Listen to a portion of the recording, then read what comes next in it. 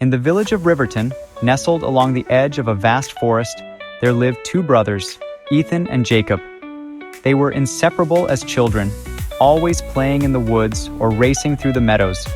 But as they grew older, their paths diverged. Ethan, the elder, took after their father, steady, dependable, and focused. He worked on the family farm, managing the crops and animals with care. Jacob, in contrast, was restless, always yearning for something more. He loved adventure and often dreamed of leaving the small village to explore the world beyond the hills.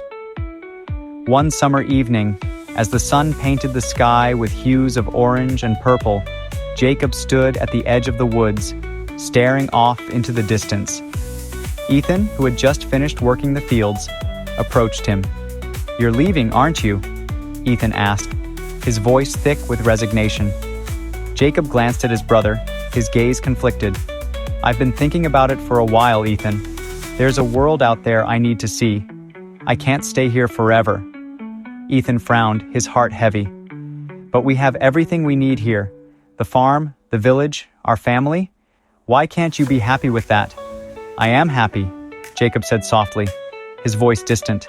"But there's more to life than this. I need to know what's out there. I can't keep living in the same place, doing the same things. I have to find my own path."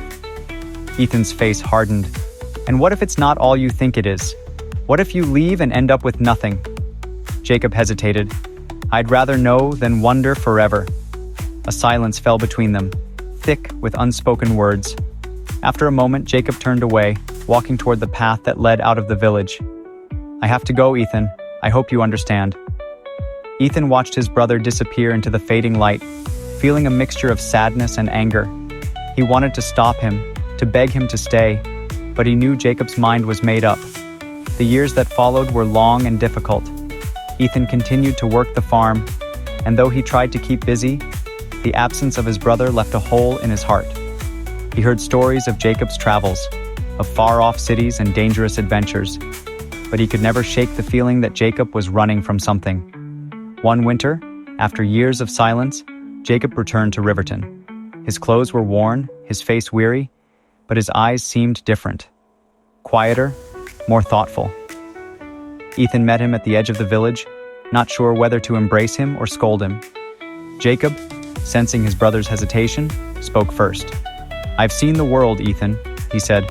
"I've lived the life I always dreamed of, but it wasn't what I expected." Ethan studied him closely. "What do you mean?" Jacob sighed, rubbing his temples.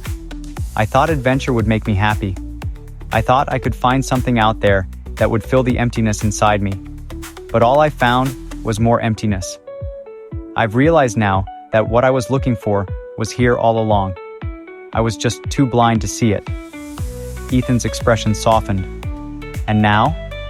"Now, I just want to come home," Jacob said, his voice thick with emotion. Ethan nodded, a smile tugging at his lips. "You're always welcome here, Jacob. You're my brother." And so, Jacob returned to Riverton, not as a restless wanderer, but as someone who had finally found peace. The two brothers worked side by side, and though their paths had been different, they had both come to understand the value of home, family, and the quiet life they had once shared.